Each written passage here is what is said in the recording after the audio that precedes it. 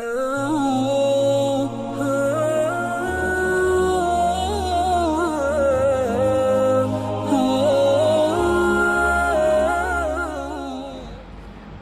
علیکم ورحمۃ اللہ وبرکاتہ. امید ہے آپ لوگ سب خیریت سے ہوں گے. دعا کر لیتے ہیں. اعوذ باللہ من الشیطان الرجیم. بسم اللہ الرحمن الرحیم. الحمد للہ الذی ہدانا لہذا وما کننا لنہتدی لولا ان ہدانا اللہ. خدا کا شکر ہے جس نے ہم کو یہاں کا راستہ دکھایا، اور اگر خدا ہم کو راستہ نہ دکھاتا تو ہم راستہ نہ پا سکتے. اللہم ارنا الاشیاء کما ہی. اے اللہ ہمیں چیزیں ویسی دکھائیے جیسے کہ وہ ہیں. اللہم ارنا الحق حقا وارزقنا اتباعہ وارنا الباطل باطلا وارزقنا اجتنابہ. اے اللہ ہمیں سچ کو سچ دکھائیے اور اس کی پیروی کرنے کی توفیق عطا فرمائیے، اور اے اللہ ہمیں غلط کو غلط دکھائیے اور اس سے بچنے کی توفیق عطا فرمائیے. اللہم انفعنا بما علمتنا وعلمنا ما ینفعنا وزدنا علما. اے اللہ ہمیں فائدہ پہنچائیں اس علم سے جو ہم حاصل کریں، اور ہمیں وہ علم سکھائیں جس سے ہمیں فائدہ ہو، اور ہمیں علم میں بڑھائیں. ربنا لا تؤاخذنا ان نسینا او اخطأنا ربنا ولا تحمل علینا اصرا کما حملته علی الذین من قبلنا ربنا ولا تحملنا ما لا طاقة لنا به واعف عنا واغفر لنا وارحمنا انت مولانا فانصرنا علی القوم الکافرین. اے پروردگار، اگر ہم سے بھول یا چوک ہو گئی ہو تو ہم سے مواخذہ نہ کیجیے. اے پروردگار، ہم پر ایسا بوجھ نہ ڈالیے جیسا آپ نے ہم سے پہلے لوگوں پر ڈالا تھا. اے پروردگار، جتنا بوجھ ڈالنے کی ہم میں طاقت نہیں اتنا ہم پر نہ ڈالیے، اور اے پروردگار ہمارے گناہوں سے درگزر کیجیے اور ہمیں بخش دیجیے اور ہم پر رحم فرمائیے. آپ ہی ہمارے مالک ہیں اور ہم کو کافروں پر غالب فرمائیے. آمین یا رب العالمین. پچھلی کلاس میں ہم نے سورہ البلد وچ از مکی سورہ، اس کی فرسٹ 10 آیات کو اسٹڈی کیا تھا، اور آج انشاءاللہ ہم آیت 11 آنورڈس، یعنی آیت 11 ٹل دی اینڈ آف دا سورہ انشاءاللہ ہم پڑھیں گے. تو let's do a brief recap of the last class. بسم اللہ الرحمن الرحیم. لا اقسم بہذا البلد، ہمیں اس شہر مکہ کی قسم. وانت حل بہذا البلد، اور تم اسی شہر میں تو رہتے ہو. ووالد وما ولد، اور باپ اور اس کی اولاد کی قسم. لقد خلقنا الانسان فی کبد، کہ ہم نے انسان کو تکلیف کی حالت میں رہنے والا بنایا ہے. تو یہاں پر ہم دیکھتے ہیں کہ اللہ سبحانہ و تعالیٰ نے کچھ قسمیں کھائیں. کچھ قسمیں کھانے کے بعد جواب قسم میں اللہ تعالیٰ ارشاد فرما رہے ہیں ایک ایسی اٹل حقیقت، ایک ایسی ریالٹی جو کہ اس دنیا کی زندگی کے حوالے سے یعنی ایک اٹل حقیقت ہے، وہ ہمیں بتا رہے ہیں کہ وہ کیا ہے، کہ ہم نے انسان کو تکلیف کی حالت میں رہنے والا بنایا ہے. یعنی انسان کی جو زندگی ہے وہ شروع سے لے کر آخر تک اس میں بہت زیادہ فزیکل ایفرٹ بھی ہے، اس میں مینٹل ایفرٹ ہے، اس میں تکالیف ہیں، اس میں پریشانیاں ہیں، اس میں آزمائشیں ہیں. اینڈ کسی بھی کام کو اچیو کرنے کے لیے انسان کو بہت زیادہ اسٹرگل کرنی پڑتی ہے. یعنی even when a child is learning to walk, آپ اس کی اسٹرگل اور اس کی ایفرٹ دیکھیں، اس کو کتنے مسلس کی کوآرڈینیشن جو ہے اچیو کرنی پڑتی ہے. I mean it's a natural process, but وہ تکلیف ہے، کبھی گرتا ہے، کبھی کھڑا ہوتا ہے. اسی طرح کوئی اسکل سیکھنے کے لیے جب بچہ رائٹنگ سیکھتا ہے، آئی مین اگر ہمیں اپنا نہیں یاد ہے تو ہم جن لوگوں کے بچے ہیں وہ اس چیز کو انڈرسٹینڈ کر سکتے ہیں یا آبزرو کرتے ہیں کہ بچے کے لیے اس اسکل کو ماسٹر کرنا how much effort it requires, کتنی پریکٹس. تو یعنی اس زندگی میں تکالیف اور پریشانیاں اور مصیبتیں اور یعنی there's one effort after the other, there's one struggle after the other. ایک آزمائش ختم ہوتی ہے تو دوسری شروع ہو جاتی ہے. تو یہ اس زندگی کی ایک اٹل حقیقت ہے کہ اس دنیا کی زندگی میں انسان کو مشقت میں رہنا ہے، مسلسل مشقت میں رہنا ہے. کسی چیز کی اچیومنٹ کے لیے، یا کسی اور تکلیف سے ڈیل کرنے کے لیے، کسی مصیبت سے ڈیل کرنے کے لیے. جس طرح آج کل ہم جو یہ پینڈیمک جو آج کل یہ جو اسپریڈ ہو گیا اس دنیا میں، اس کو ہم کس طریقے سے ڈیل کر رہے ہیں اور کتنی تکلیف اٹھا رہے ہیں اس کی وجہ سے. تو یہ بھی ایک بہت بڑی آزمائش ہے جو پوری دنیا پہ بیک وقت آ گئی ہے. اب اگلی آیت، یحسب ان لن یقدر علیہ احد، کیا وہ خیال رکھتا ہے کہ اس پر کوئی قابو نہ پائے گا. یقول اہلکت مالا لبدا، کہتا ہے کہ میں نے بہت سا مال برباد کیا. ایحسب ان لم یرہ احد، کیا اسے یہ گمان ہے کہ اس کو کسی نے نہیں دیکھا. الم نجعل لہ عینین، بھلا ہم نے اس کو 2 آنکھیں نہیں دیں. ولسانا وشفتین، اور زبان اور 2 ہونٹ نہیں دیے. وہدیناہ النجدین، اور اس کو خیر اور شر کے دونوں راستے بھی دکھا دیے. تو اب ان آیات میں اللہ تعالیٰ یہ فرما رہے ہیں کہ انسان کو جب اللہ تعالیٰ نے تخلیق فرمایا، اور اللہ تعالیٰ ہمیں یہ بھی بتا رہے ہیں کہ اس کی حقیقت کیا ہے، اس انسان کی جو زندگی ہے، جو دنیا کی زندگی ہے، اس کی کیا حقیقت ہے، کہ انسان مسلسل مشقت اٹھائے گا، مسلسل تکلیف اٹھائے گا. اور پھر اللہ تعالیٰ فرما رہے ہیں کہ کیا یہ انسان یہ گمان کرتا ہے یا وہ یہ خیال رکھتا ہے کہ اس پہ کوئی ہستی قابو نہیں پائے گی، کوئی ہستی، جس ہستی نے اس کو پیدا کیا، کیا اس کے اوپر کوئی اختیار نہیں، کوئی قدرت نہیں، کہ وہ جس طریقے سے اپنے مال کے حوالے سے جو بات کرتا ہے، جب اپنے مال کے حوالے سے بتاتا ہے کہ اس نے بہت سا مال برباد کیا اور بہت فخر سے بتاتا ہے، تو کیا اسے یہ گمان ہے کہ اس کو کسی نے نہیں دیکھا. جب وہ یہ مال برباد کر رہا تھا، جب اس مال کو ضائع کر رہا تھا، اور جب وہ شیخیاں بھگار رہا تھا اس حوالے سے، یا جب وہ یہ بتا رہا تھا کہ مال تو ہے نہیں میرے پاس، اگر اس شخص سے یہ کہا جاتا ہے کہ تم اس مصرف میں خرچ کرو، تم اس مال کو ضائع نہیں کرو، تم اس یتیم کی مدد کر دو، تم اس بھوکے کو کھانا کھلا دو، تو وہ کیا جواب دیتا ہے آگے سے کہ میرا تو بہت مال ضائع ہو گیا، بہت مال خرچ کر چکا ہوں میں. تو اللہ تعالیٰ فرما رہے ہیں کہ کیا وہ یہ سمجھ رہے کہ وہ آزاد ہے اور اس کو کوئی دیکھنے والا نہیں، کوئی اس کو پوچھنے والا نہیں، اس سے کوئی حساب نہیں لے گا. بھلا اللہ تعالیٰ فرما رہے ہیں بھلا ہم نے اس کو 2 آنکھیں نہیں دی، یعنی وہ ان نعمتوں کو ہی دیکھ لے، صرف یہ 2 نعمتوں پہ غور کر لے جو فزیکل نعمتیں ہیں، یعنی آنکھوں کی نعمت جو آئی سائٹ ہے ہماری، جو ہماری بینائی ہے، وہ نعمت، اور دوسری کیا نعمت، یہ 2 ہونٹ اور زبان، یعنی جس کے ذریعے سے ہم گفتگو کرتے ہیں. اور اس پہ ہم نے بات کی تھی کہ آنکھیں کتنی بڑی نعمت ہیں، یعنی کہ اس کا اندازہ اس وقت لگتا ہے، یا صحیح معنوں میں ہم اس نعمت کو اس وقت اپریشیٹ کر سکتے ہیں جب یہ نعمت نہ ہو یا گھپ اندھیرا ہو، جب آپ دیکھ نہ سکیں. اور پھر یہ ایک نعمت جس کا شکر ادا کرنا پاسبل ہی نہیں ہے، یہ ایک نعمت.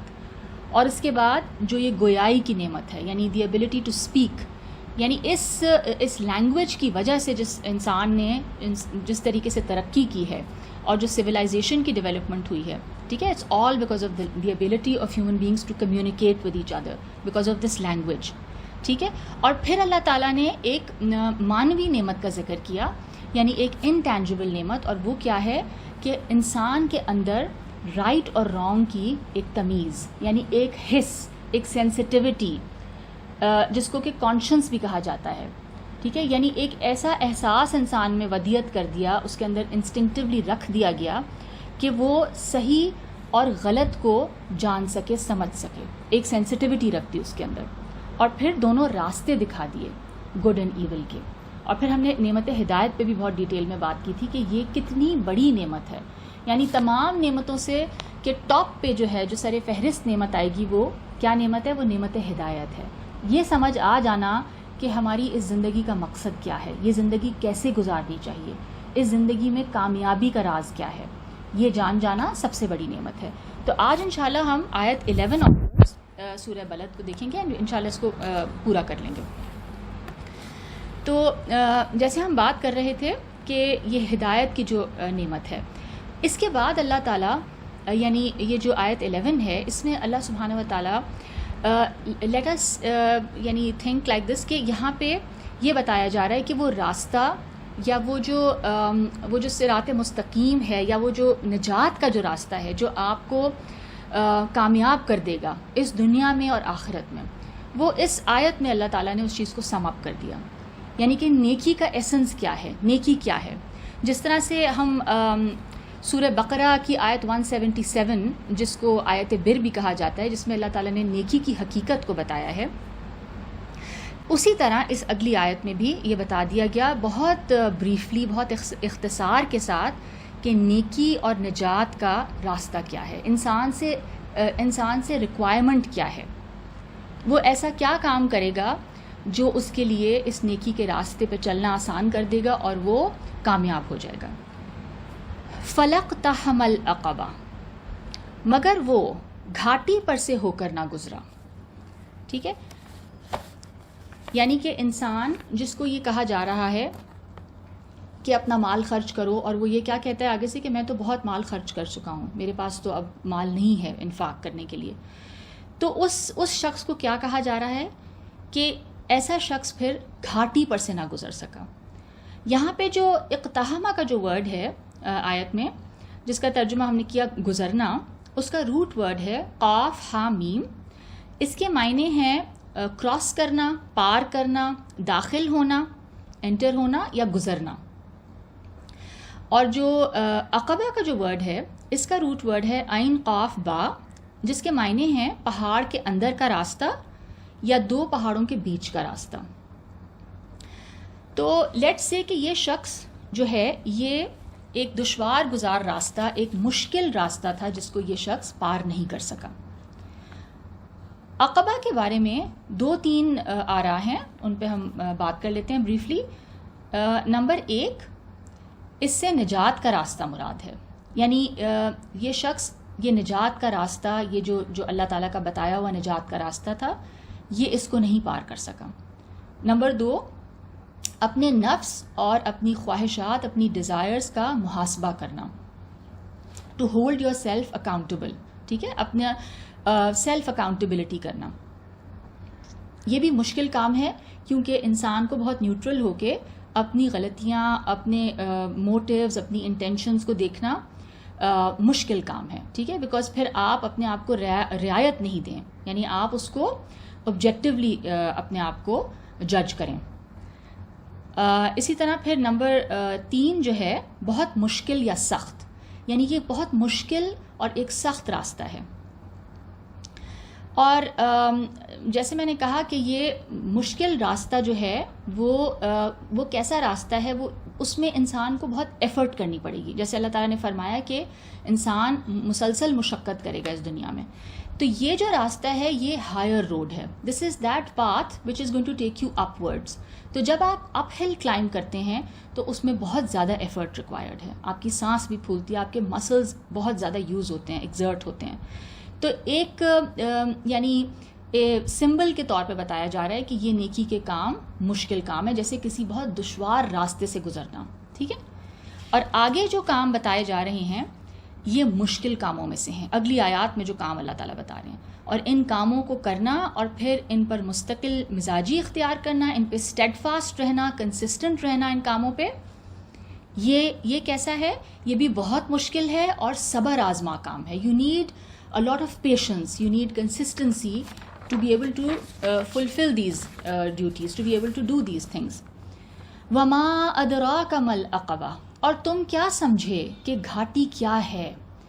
یعنی بتایا کہ تم دشوار گزار گھاٹی سے یہ شخص نہیں گزر سکا، اور پھر پوچھا تم کیا سمجھے کہ گھاٹی کیا ہے، وہ راستہ کیا ہے، وہ کون سی وہ کیا چیز ہے جس کے بارے میں یہ بتایا جا رہا ہے. فَكُّ رَقَبَةٍ، کسی کی گردن کا چھڑانا. ٹھیک ہے، یعنی یہ وہ کام ہے، یہ وہ سب سے پہلا کام ہے جو انسان کو اس دشوار گزار گھاٹی سے گزرنے کے قابل بنائے گا. یعنی غلام آزاد کرنا یا کروانا. اب قرآن پاک جیسے کہ آپ لوگ جانتے ہی ہوں گے، جس معاشرے میں نازل ہوا تھا، جس سوسائٹی میں قرآن کا نزول ہوا، وہاں غلامی کا بھرپور رواج تھا. یعنی ایک انسان کو اون کرنا. یعنی ہم اس چیز کو شاید سمجھ بھی نہیں سکتے کیونکہ یعنی جس طریقے سے آپ کسی یعنی آبجیکٹ کو اون کرتے ہیں، کسی چیز کو، کسی فزیکل چیز کو آپ اون کرتے ہیں، تو اس طریقے سے ایک انسان کا دوسرے انسان کو اون کرنا، اس کا مالک بن جانا، اب وہ جو چاہے اس کے ساتھ کرے، جیسے چاہے اسے رکھے. تو یہ جو ہے سلیوری کا جو نظام تھا یہ بہت پریولنٹ تھا. اس معاشرے میں غلام آزاد کرنا تو دور کی بات، ادھر تو غلام بنانے کے لیے تگ و دو ہر وقت ہوتی تھی کہ زیادہ سے زیادہ غلام ایکوائر کیے جائیں اور اچھے سے اچھے غلام ہوں. تو غلام بنانے کا سب سے بڑا ذریعہ جو تھا وہ جنگیں ہوتی تھیں. جو وار کیپٹیوز ہوتے تھے وہ غلام بن جاتے تھے. پھر دوسرا طریقہ غلام بنانے کا خرید و فروخت بھی تھا. منڈیاں لگتی تھیں باقاعدہ، جس طرح کہ ہم یعنی چیزیں خریدنے جاتے ہیں منڈیوں سے، مارکیٹ سے، اسی طریقے سے سلیو مارکیٹس تھیں، اور وہ بھی جنگوں سے ہاتھ آئے ہوئے لوگ ہوتے تھے. اس معاشرے میں یعنی اس بیک ڈراپ میں، اس سیناریو میں یہ سب سے پہلی آواز تھی جو بلند ہوئی، جس میں کہ غلام بنانے کی حوصلہ شکنی کی گئی، اس کو ڈسکریج کیا گیا، اس کو بہت زیادہ ڈس اپروو کیا گیا اور غلام آزاد کرنے کا حکم دیا گیا. یہ چونکہ مکی صورت ہے تو اس میں ہم یہ دیکھ رہے ہیں کہ مشکل کاموں کی جو لسٹ آئی ہے اس میں سب سے پہلا کام غلام آزاد کرنا ہے. یعنی یہ واقعی میں مشکل کام تھا، کیونکہ ایز اے سوسائٹی وہ اپنے سلیو پہ بہت ڈپینڈنٹ تھے، یعنی وہ سارا کام اپنے سلیو سے کرواتے تھے. تو اس سلیو کو آزاد کر دینا، اس اپنے ہیلپر کو، اسے یعنی ایک کانسٹنٹلی ایک آپ کے پاس ایک ہیلپر، ایک سرونٹ موجود ہے، to set that person free will leave you quite handicapped, because آپ کو عادت نہیں ہے اپنا کام خود کرنے کی. تو قرآن اور احادیث میں ہم دیکھتے ہیں کہ کہیں بھی غلام بنانے کی ترغیب نہیں ہے، کہیں اس کے لیے موٹیویٹ نہیں کیا گیا اور اس کا حکم بھی نہیں ہے، بلکہ غلام آزاد کرنے کا حکم ہے اور اسی کی ترغیب بھی دی گئی ہے. بہت زیادہ انکریج کیا گیا، بہت موٹیویٹ کیا گیا ہے کہ غلاموں کو آزاد کیا جائے. اور ہم یہ بھی دیکھتے ہیں کہ غیر مسلم اور کئی مسلمان بھی اس چیز پر بہت اعتراض کرتے ہیں کہ یعنی مسلمانوں کی کچھ باتوں پہ، جس میں سے ایک اعتراض یہ بھی ہے کہ اسلام نے غلامی کا خاتمہ نہیں کیا، بلکہ وہ یہ کہتے ہیں کہ کچھ اس میں اصلاحات کر دیں، کچھ ریفارمز کر دیں اور پھر اس سلیوری کو برقرار رکھا. تو غلامی سے متعلق جو مسلم فکر ہے، جو مسلم تھاٹ ہے، اس میں ہم دیکھتے ہیں کہ 3 نظریات پائے جاتے ہیں، 3 ویو پوائنٹس ہیں.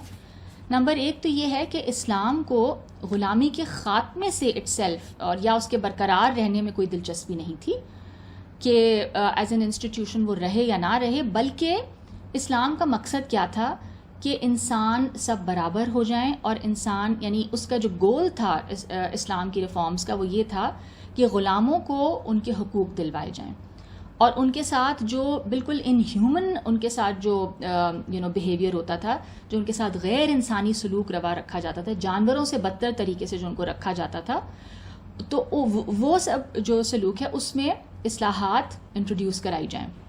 یعنی کہ جیسے بہت سے یعنی ہم سب فیملیئر ہیں اس چیز سے کہ کیا کہا جاتا تھا کہ جو خود کھاتے ہو وہ ان کو کھلاؤ، جو خود پہنتے ہو وہ ان کو پہناؤ، تو یعنی کہ اپنی طرح ان کو ٹریٹ کرو. تو یہ بہت بڑی بات تھی، ٹھیک ہے، یہ اس طرح کی یہ معمولی بات نہیں تھی.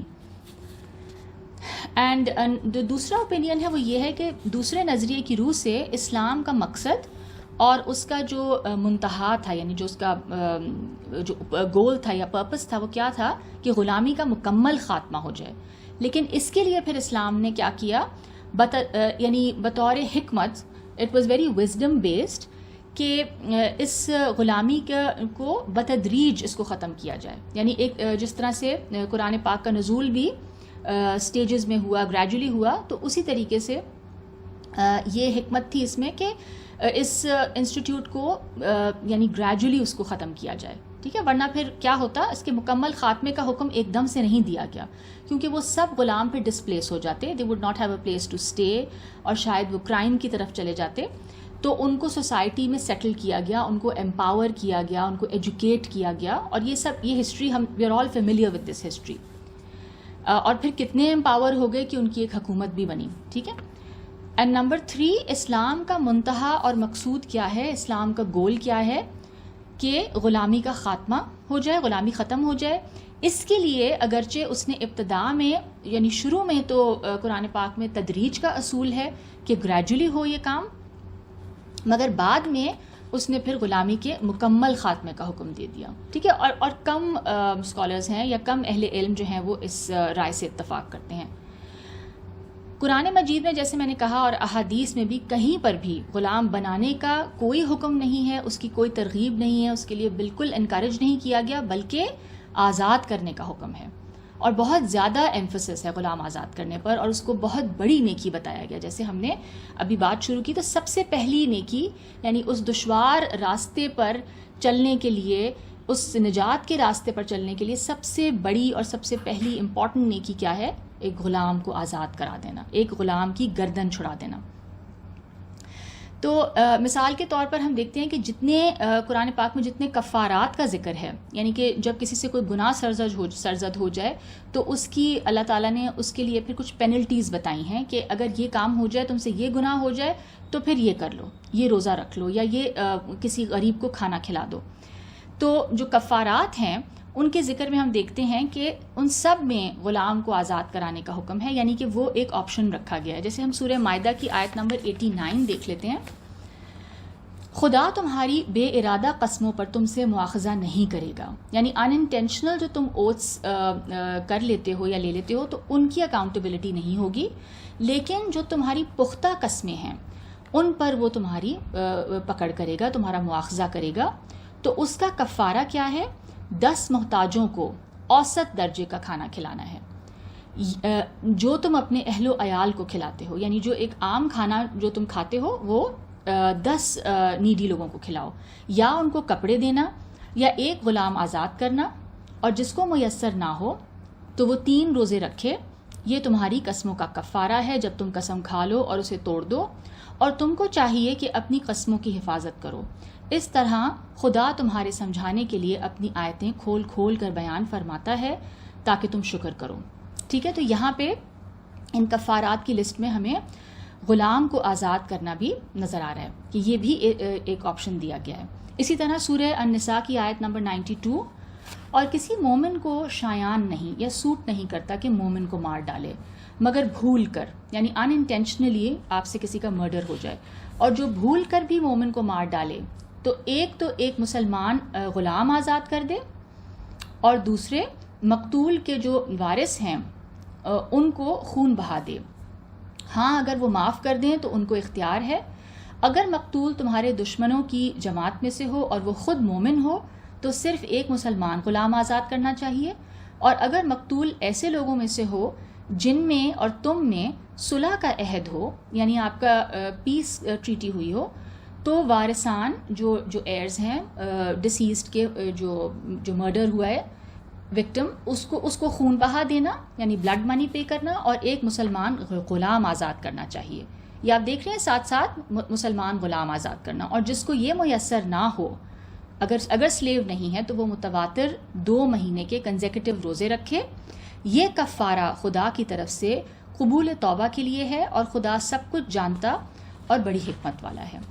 اسی طرح سورہ مجادلہ کی آیت نمبر 3 میں بھی ہم دیکھتے ہیں, اور جو لوگ اپنی بیویوں کو ماں کہہ بیٹھیں, یعنی یہ ایک عرب جاہلیہ میں ایک طلاق کی ایک فارم تھی کہ جو کہ ایک فائنل طلاق ہوتی تھی جس کو زہار کہا گیا ہے, اور اس میں وہ جو ہسبینڈ ہوتا تھا وہ اپنی بیوی کو ماں کہہ دیتا تھا, تو وہ اپنے قول سے رجوع کر لیں تو ان کو ہم بستر ہونے سے پہلے ایک غلام آزاد کرنا ضروری ہے. ٹھیک ہے, اس کی بھی پینلٹی, اس کا بھی کفارہ غلام آزاد کرنا ہے. مومنوں, اس حکم سے تم کو نصیحت کی جاتی ہے, اور جو کچھ تم کرتے ہو خدا اس سے خبردار ہے. اور ہم دیکھتے ہیں کہ احادیث میں بھی غلام آزاد کرنے کی بہت فضیلت بیان کی گئی ہے. بے تحاشا احادیث ہیں اس حوالے سے. ایک دو حدیثیں دیکھ لیتے ہیں. جو کسی مومن گردن کو آزاد کرے تو یہ اس کے لیے جہنم سے آزادی کا پروانہ ہے. اور ایک اور روایت میں آتا ہے کہ ایک دیہاتی نے پیغمبر صلی اللہ علیہ وسلم سے کہا, مجھے کوئی ایسا عمل بتائیے جس سے میں جنت میں داخل ہو جاؤں. آپ صلی اللہ علیہ وسلم نے فرمایا, کسی جان کو آزاد کرنا اور گردن چھڑانا. تو اس شخص نے کہا کہ اے اللہ کے رسول صلی اللہ علیہ وسلم, کیا یہ دونوں ایک ہی چیز نہیں ہیں؟ تو آپ نے فرمایا, نہیں. جان آزاد کرنے کا مطلب یہ ہے کہ تم اکیلے کسی غلام کو آزاد کر دو, اور گردن چھڑانا یہ ہے کہ تم کسی غلام کو آزاد کرنے میں مددگار بن جاؤ.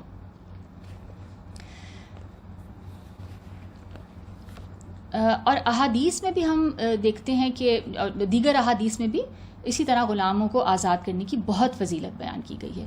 اسی طرح ہم دیکھتے ہیں کہ صحابہ کرام کی جو سیرت ہے اس سے بھی یہ پتہ چلتا ہے کہ وہ بہت کثرت سے غلام آزاد کرتے تھے. اب آج کے دور میں غلامی تو نہیں ہے، لہٰذا ان آیات کا یعنی اس آیت کا پھر اطلاق، اس کی جو ایپلیکیشن ہے وہ بے گناہ قیدیوں پر ہو سکتی ہے اور مقروض افراد پر بھی ہو سکتی ہے، یعنی کہ جو انڈیٹڈ لوگ ہیں اور وہ اپنا وہ ڈیٹ جو ہے پے بیک کرنے کی صلاحیت نہیں رکھتے کسی بھی وجہ سے، تو ان کے لیے ان کی طرف سے ان کا قرض ادا کر دینا اور بے گناہ قیدیوں کے لیے کوشش کرنا ان کی رہائی کی. تو یہ پھر اس آیت کی اپلیکیشن پھر ان چیزوں پہ ہو سکتی ہے، ان حوالوں سے.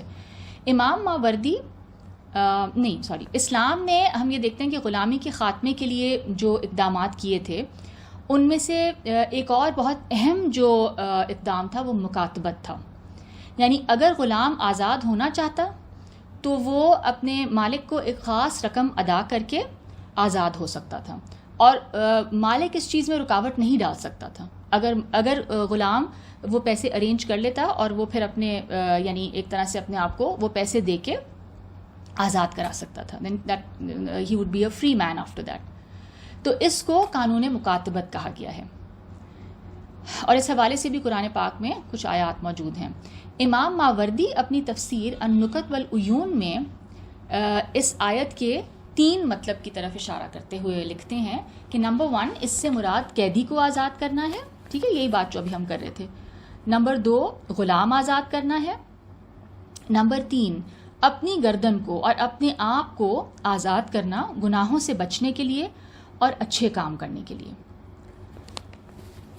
اب اگلی آیت سے شروع کرتے ہیں. اب یعنی ایک کام بتایا کہ کیا ہے وہ جو دشوار گزار گھاٹی سے جو گزرنا ہے، وہ مشکل جو راستہ ہے جو کہ نجات کا راستہ ہے، اس میں سب سے پہلا کام کسی کی گردن کا چھڑانا.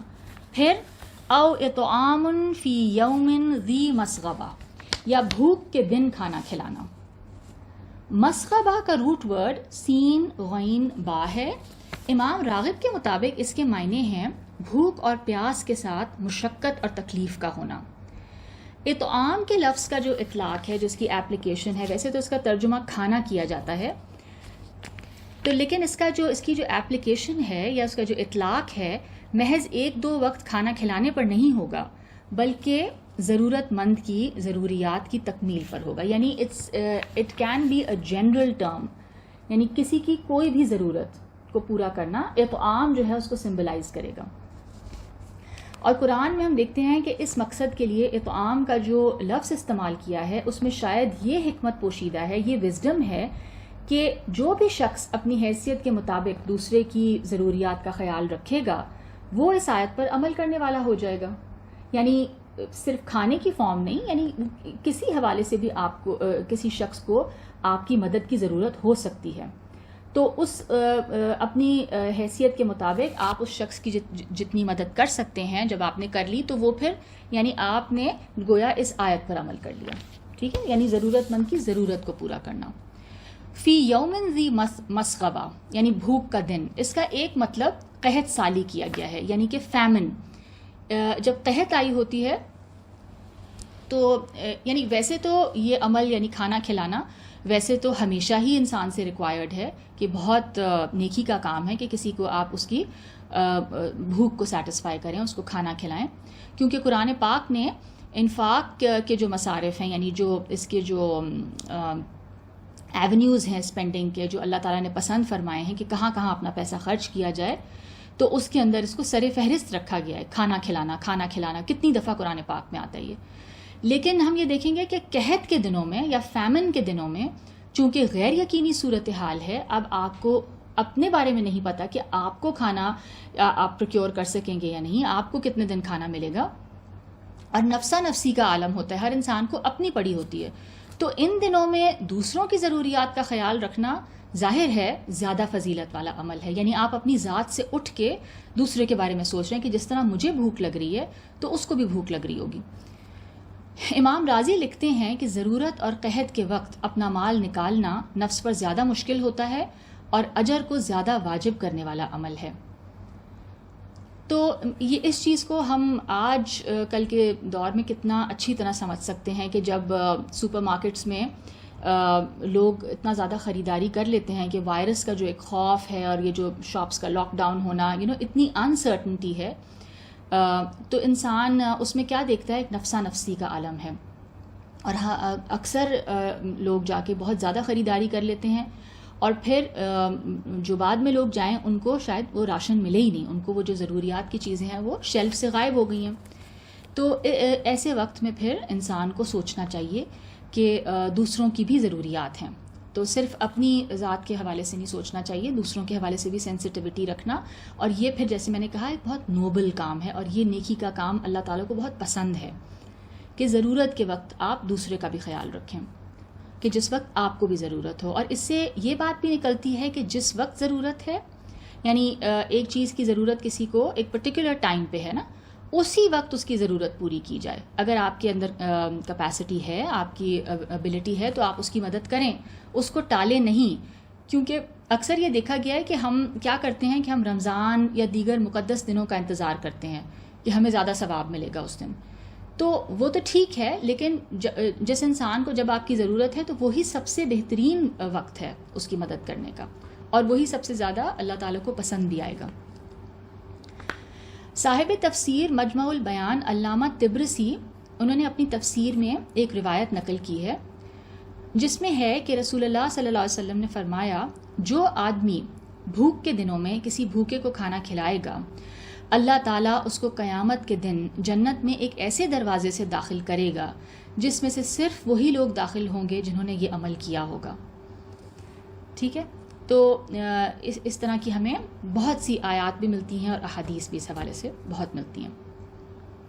اب اگلی آیت میں ایک اور مصرف، ایک اور ایونیو اسپینڈنگ کا جہاں انسان کو اپنا مال خرچ کرنا چاہیے، جس کو اللہ تعالیٰ ہائیلی ریکمینڈ کرتے ہیں.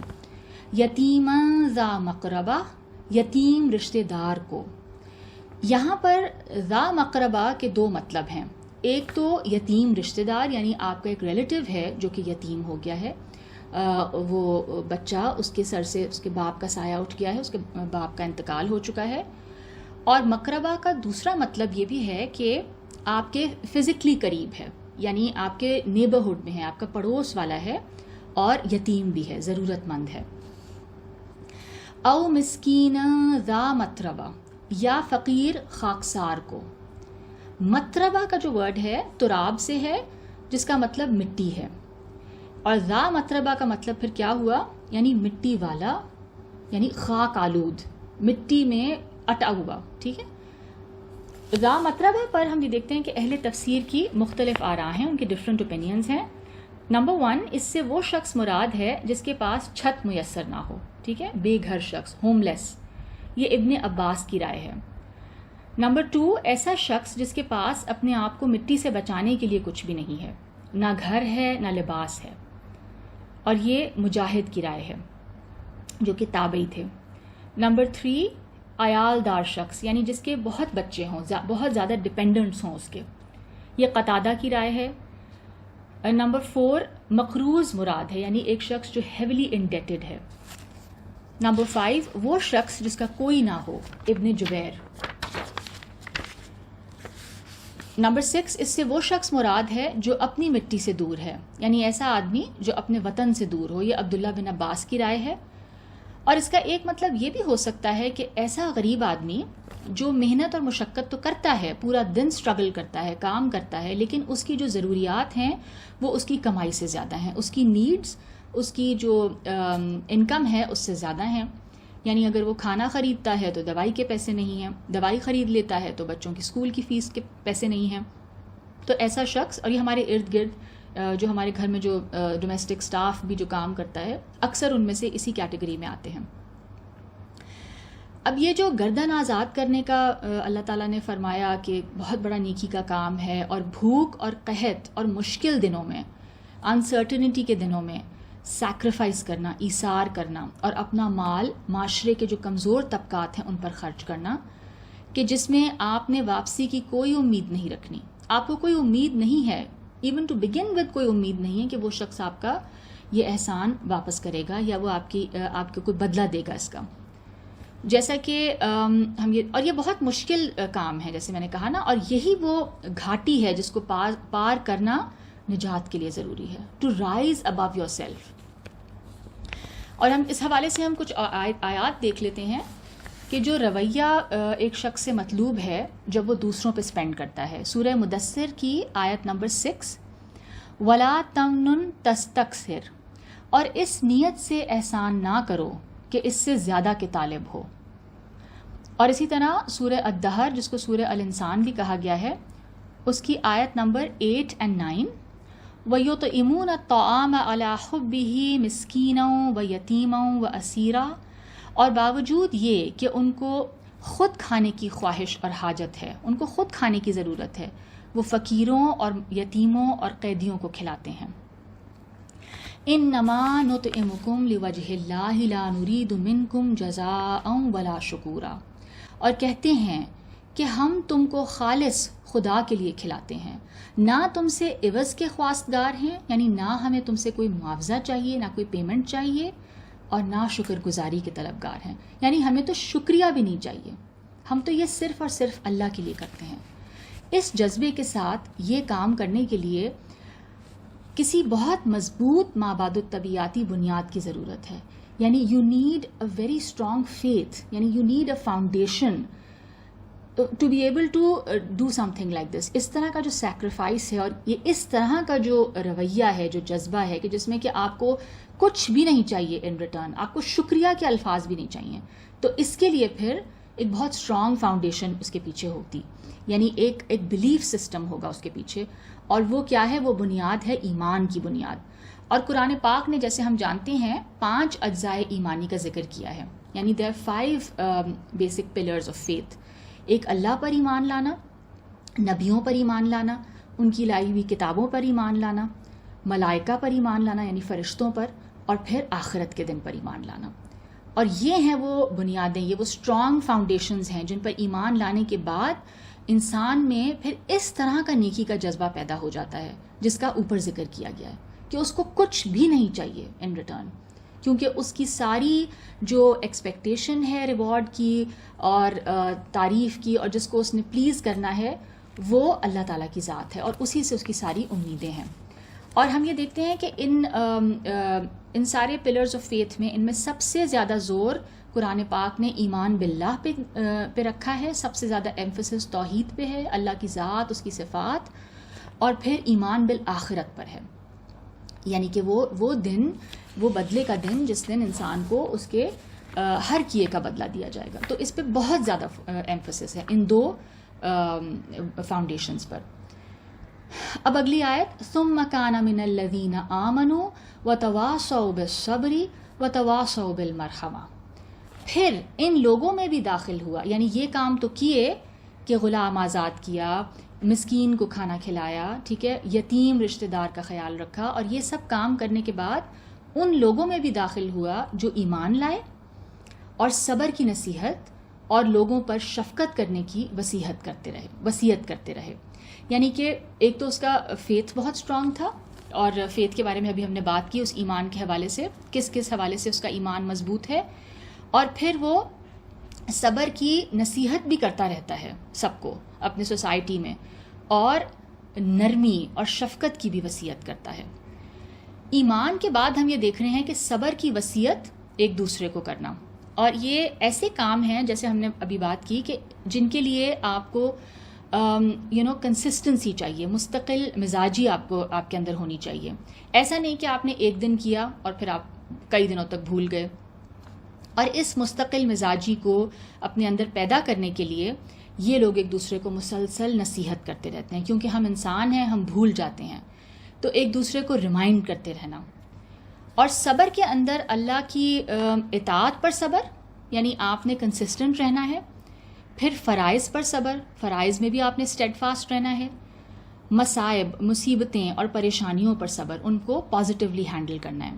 اور دنیا اور اس کی رنگینیوں پر صبر شامل ہے, یعنی کہ آپ اپنے ارد گرد لوگوں کو دیکھ رہے ہیں کہ وہ زندگی کو کس طرح انجوائے کر رہے ہیں, ٹھیک ہے, اور انسان کا دل چاہ سکتا ہے کہ اس طرف انسان کا دل بھی کھنچتا ہے، لیکن کیونکہ آپ نے اپنی زندگی کا جو مشن بنایا ہے یا جو گول ہے وہ کچھ اور ہے، تو پھر ان چیزوں سے اجتناب کرنا. تو اس کے لیے بھی انسان کے اندر پھر یہاں پر صبر پھر سیلف کنٹرول کے معنوں میں آئے گا. اور پھر یہ ایک دوسرے کو صبر کی تلقین کرنے والے بھی ہوتے ہیں. انشاءاللہ اس پہ ہم جب سورہ عصر کریں گے تو اس پہ ہم اور ڈیٹیل میں بات کریں گے.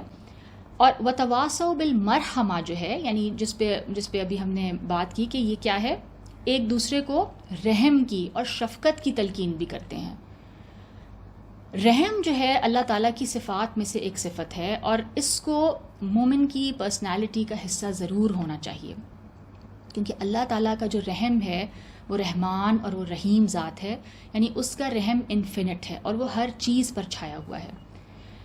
جیسا کہ ایک حدیث میں آتا ہے کہ اللہ کی صفات اپناؤ، تخلقوا باخلاق اللہ، یعنی کہ اللہ کا جو اخلاق، اللہ کی جو اعلیٰ صفات ہیں وہ اپنی یعنی انسانی آبویسلی لمیٹیشنز کے ساتھ جس حد تک اپنا سکتے ہو اپناؤ. اور یہ چیز پیدا ہوگی مسلسل تلقین اور تبلیغ سے، یعنی جب آپ ایک دوسرے کو مسلسل اس حوالے سے سوسائٹی میں اس پہ بات ہوگی، مسلسل ایک دوسرے کو یاد دہانی ہوگی. اسی لیے ان نیک لوگوں کی یہ صفت بھی ہے کہ یہ ایک دوسرے کو رحم اور کی نصیحت اور جو ریمائنڈرز ہیں وہ دیتے رہتے ہیں.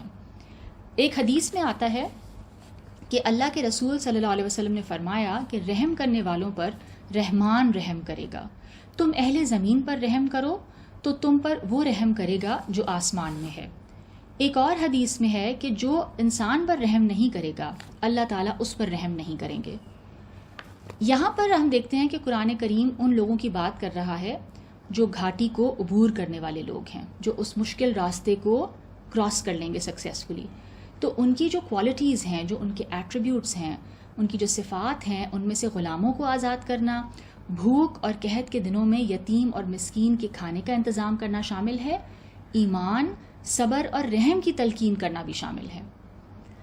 اور ریلیجن کی جو ٹیچنگز ہیں ان پر عمل کرنے کے لیے ایمان، صبر اور رحم یہ بنیادی ارکان ہیں، یہ بالکل بیسک چیزیں ہیں، بیسک ریکوائرمنٹس ہیں. یعنی ایمان ہوگا تو پھر انسان صبر بھی کرے گا، ایمان ہوگا تو انسان اپنے اندر رحم بھی پیدا کرے گا. اور مثال کے طور پر قحط کے دنوں میں جب کہ انسان خود پریشان اور ضرورت مند ہو سکتا ہے، اس وقت دوسروں کی مدد کرنا ایمان، صبر اور رحم کے بغیر ممکن نہیں ہے. ٹھیک ہے نا، یعنی you have the faith and you have to have that kind of یعنی سیلف کنٹرول کہہ لیں یا ایک کنسسٹنسی کہہ لیں، یعنی صبر کے اندر یہ سب چیزیں آ جائیں گی نا. اور آپ نے اپنی سیلفش اپنی ذات سے اٹھنا ہے، ٹھیک ہے. اور پھر رحم، ایک دوسرے کا خیال، یعنی انتہا درجے کا آپ کو رحم آپ کریں گے تو پھر آپ جب ایمپتھائز کریں گے تو پھر ہی آپ دوسرے کی مدد کرنے کے قابل ہو سکتے ہیں. اور بغیر کسی صلے اور شکریہ کی امید کے انفاق کرنے کے لیے یہ ضروری ہے کہ جو بدلہ ہے اور جو قدردانی ہے، جو اپریسیشن ہے، اس کی امید پھر کسی ایسی ذات سے رکھی جائے جو ہر لحاظ سے پرفیکٹ ہے. یعنی انسان نیکی کا دریا میں ڈال جو ہم کہتے ہیں نا، تو یعنی آپ اس ہستی سے رکھیں وہ امیدیں ساری جو ہر لحاظ سے پرفیکٹ ہے، جس پہ آپ کا پختہ ایمان ہے. اور اس کے لیے پھر دوسری بنیادی شرط کیا ہے کہ ارادے میں آپ کے پختگی ہو. You have to be very firm and you have to be consistent, مستقل مزاجی ہے. اور پھر جیسے میں نے کہا صبر ہے. اور اس کے ساتھ اس کی تیسری شرط رحم دلی ہے. صبر اور رحم کی صفات نہ صرف ہم نے خود اپنانی ہے بلکہ ان کی تلقین اور تبلیغ بھی ہونی چاہیے، کیونکہ جیسے ہم بات کر چکے ہیں کہ انسان کا جو بیسک انسٹنکٹس ہیں، ہمارا جو سروائیول انسٹنکٹ ہے کہ جس میں کہ انسان اس کی وجہ سے آپ بہت ساری چیزیں کرتے ہیں، یعنی اپنے سروائیول کے لیے انسان بہت کچھ کرتا ہے. جو کچھ وہ کماتا ہے، یعنی جو کچھ اس کی ایفرٹ ہوتی ہے ٹو ارن اے لیونگ، وہ اسی سروائیول انسٹنکٹ پہ بیسڈ ہوتی ہے نا، کہ وہ سروائیو کرنا چاہتا ہے. تو وہ یعنی ان انسٹنکٹس کی وجہ سے انسان کبھی کبھی منفی ہو جاتا ہے، نیگیٹو ہو جاتا ہے، دوسرے کا خیال نہیں رکھتا، وہ صرف ہی is acting upon his own instinct. تو پھر یہاں پہ یہ جو جبلت کی جو منفی صفات ہیں ان کا خاتمہ ضروری ہے، یا پھر ان میں ایک بہتری آنی چاہیے. اور انسان جو ہے اس کے اندر یہ کیپیسٹی ہے کہ وہ اپنے ان انسٹنکٹس کو کنٹرول کر سکے. اور اسی کو پھر ہم نے تزکیہ نفس کہا. اور یہ جیسے کہ ہم نے بات کی کہ مسلسل تعلیم، ایجوکیشن جو ہے، ایجوکیشنل انسٹیٹیوٹس، ان میں بھی یہی کام کیا جاتا ہے. اور تربیت جو ہے، جو والدین آپ کی تربیت گھر میں کرتے ہیں، اس کے بغیر ناممکن ہے. جیسے آپ ٹیبل پہ بیٹھتے ہیں اینڈ کھانا نکالنے سے پہلے، یعنی ایک اصول ہے، یا آپ اپنے بچوں کو یہ سکھاتے ہیں کہ آپ بڑوں کو آفر کریں، یعنی آپ خود سیلفشلی ڈال لانا شروع کر دیں، یا آپ بہت سارا اپنے لیے نکال لیں and not think of the others. So this training begins at home, اور پھر اس تعلیم و تربیت اور جو تلقین اور تبلیغ کے لیے جو یہاں پہ ہم دیکھ رہے ہیں تواسو کو جو لفظ استعمال کیا گیا ہے، اور اس کے لیے پھر یعنی کانسٹنٹلی کرنا ہے یہ کام. اور پھر اس کے لیے جو بھی ذرائع اختیار کیے جا سکتے ہیں سوسائٹی میں ان کو کرنا چاہیے. یعنی اگر کوئی لکھتا ہے اس حوالے سے تو لکھے، کوئی اگر ٹیچر ہے تو وہ اس حوالے سے اپنے اسٹوڈنٹس کو اس حوالے سے گروم کرے. اور ان صفات اور ان ورچوز جو ہیں اس سے متصف لوگوں کے بارے میں اگلی آیات میں فرما دیا، اگلی آیت میں، کہ یہ دائیں ہاتھ والے لوگ ہیں. یعنی یہ خوش قسمت لوگ ہیں جنہوں نے اس گھاٹی کو عبور کر لیا، وہ مشکل کام کر لیے، اپنے انسٹنکٹس کو بھی گروم کیا، کنٹرول کر لیا، اپنا تزکیہ کر لیا. اور اب ان کے جو نامہ اعمال ہیں آخرت میں ان کے دائیں ہاتھ میں دیے جائیں گے. They will be the successful ones, یہ فلاح پالیں گے. جیسے کہ ہم سورہ واقعہ اور سورہ حاقہ وغیرہ میں بھی اس کا بیان ہے، دائیں ہاتھ والے لوگ، the people on the right. اولئک اصحاب المیمنہ، یہی لوگ خوش قسمت لوگ ہیں. والذین کفروا بآیاتنا ہم اصحاب المشأمہ، اور جنہوں نے ہماری آیتوں کو نہیں مانا وہ بدبخت ہیں. یعنی علیہم نار مؤصدہ، یہ لوگ آگ میں بند کر دیے جائیں گے. یعنی انہوں نے انسان ہونا اپنا ثابت نہیں کیا، وہ اپنے ان بیسک انسٹنکٹس سے کو کنٹرول نہیں کر پائے، وہ اپنے تزکیہ نہیں کر پائے. حالانکہ ایبلٹی ہر انسان میں ہے کہ وہ اپنے آپ کو گروم کر سکے، وہ اپنے آپ کو بہتر انسان بنا سکے، اور وہ جو نیگیٹیوٹی ہے اس کے انسٹنکٹس کی ان کو کنٹرول کر سکے. لیکن ان لوگوں نے اس حوالے سے کوئی ایفرٹ نہیں کی، اور پھر انہوں نے یہ ثابت نہیں کیا کہ یہ جنت میں جانے کے قابل ہیں، لہٰذا یہ ناکام ہو گئے. یعنی انہوں نے آسان رستہ چوز کیا. ٹھیک ہے نا، when you are going downhill تو بس آپ اپنے آپ کو چھوڑنا ہی ہوتا ہے آپ نے، تو اس میں تو کوئی ایفرٹ نہیں ہے نا. تو when you are giving in to your desires all the time and you are not controlling yourself, تو پھر آپ بیسکلی آپ اپنے آپ کو پیوریفائی نہیں کر رہے، اور آپ نیچے سے نیچے ہوتے جا رہے ہیں، بجائے یہ کہ آپ کے اندر کوئی امپروومنٹ آئے. تو پھر ایسے لوگ اللہ تعالیٰ نے فرما دیا کہ ایسے لوگ آخرت میں سزا کے مستحق بنیں گے. اور ان کے مقابلے پر، یعنی جو دائیں ہاتھ والوں کے مقابلے پر ان لوگوں کا ذکر کیا گیا ہے جنہوں نے کفر کی روش اختیار کی، ڈینائی کیا، اس سچائی کو جھٹلا دیا سمجھنے کے بعد، just because of their desires اور پریجڈس اور ایروگنس اور واٹ ایور، تو وہ بائیں ہاتھ والے ہیں یا بدقسمت لوگ ہیں. قرآن پاک میں بائیں ہاتھ والے، جیسے ہم کو پتہ، ہم نے پڑھا ہوا ہے پہلے بھی، کہ کن کو کہا گیا ہے؟ ان کو جو قیامت کے دن ناکام اور نامراد ہوں گے، اور ان کا نامہ اعمال، ان کے جو نامہ اعمال ہیں ان کے بائیں ہاتھ میں دیے جائیں گے. اگر ہم اس سورہ کو سم اپ کرتے ہیں تو ہم یہ دیکھتے ہیں کہ اس سورہ مبارکہ میں شہر مکہ اور باپ اور بیٹے کی قسم کھا کر یہ بتا دیا گیا ہے کہ انسان کی جو زندگی ہے وہ مصیبتیں، مصائب اور مشقتیں، یعنی بہت زیادہ اسٹرگل، ان سب چیزوں سے وہ بھری ہوئی ہے، پر ہے. لیکن وہ انسان اس غلط فہمی کا شکار ہے کہ مجھ پر کوئی قدرت رکھنے والی ہستی نہیں ہے. یعنی وہ دیکھتا ہے کہ کتنے ایونٹس اس کے کنٹرول سے باہر ہیں، اس کی زندگی میں کتنی ایسے فیکٹرز ہیں جن پہ اس کا کوئی کنٹرول نہیں ہے، اور وہ پھر بھی اس چیز کو نہیں مانتا کہ کوئی ہستی ایسی ہے جو اس پر قدرت رکھتی ہے. اور ایسے انسان سے جب یہ کہا جاتا ہے کہ اللہ کی راہ میں خرچ کرو، انفاق کرو، اپنا مال شیئر کرو ضرورت مندوں کے ساتھ، تو اس کا کیا کلیم ہے یا کیا دعویٰ ہے کہ میں نے بہت مال خرچ کیا ہے، یا پھر وہ اپنے جو مصارف ہیں، اپنی جو اسپینڈنگ ہے، اور پھر جو اپنے کاروبار کے نقصانات ہیں ان کو گنواتا ہے، اور پھر وہ سب بتا کے انفاق سے فرار کی راہ اختیار کرتا ہے. He does not want to share, وہ اپنی سیلف سے اوپر نہیں آنا چاہتا. اس کے بعد اللہ تعالیٰ نے کچھ ایسی نعمتوں کا ذکر کیا جن کا انسان کے اپنے وجود سے تعلق ہے، اپنے باڈی سے ہے تعلق. ایسے لوگ اللہ کی دی ہوئی نعمتوں کی ناشکری کرتے ہیں، اور یعنی خدا نے وہ نعمتیں جن مقاصد کے لیے دی ہیں، جس پرپس کے لیے دی ہیں، وہ ان مقاصد کے لیے انہیں استعمال نہیں کرتے، اور اس طرح پھر وہ ان نعمتوں کی ناشکری کرتے ہیں۔ خدا کی نعمتوں کی شکر گزاری کیا ہے، اور ان نعمتوں کے جو صحیح یعنی مصارف ہیں، جہاں پہ ان کو خرچ کرنا چاہیے، ان کو یعنی ان مقاصد کے لیے ان نعمتوں کو نہیں استعمال کرتے، ٹھیک ہے، اس طرح سے وہ ان نعمتوں کی ناشکری کرتے ہیں۔ پھر اللہ تعالیٰ نے یہ بھی بتا دیا کہ غلاموں کو آزاد کرانے اور یتیم اور مسکین کی ضروریات کا خیال بھی رکھتے ہیں۔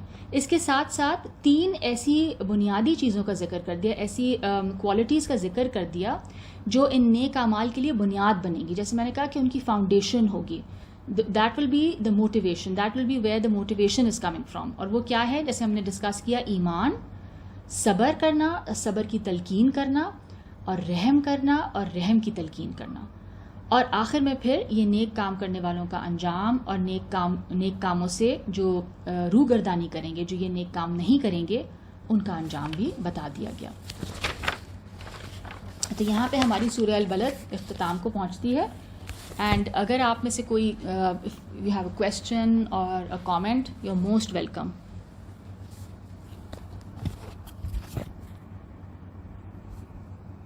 ربنا تقبل منا انك انت السميع العليم وتب علينا انك انت التواب الرحيم سبحانك اللهم وبحمدك نشهد ان لا اله الا انت نستغفرك ونتوب اليك۔ سوری، دعا نہیں کی تھی میں نے۔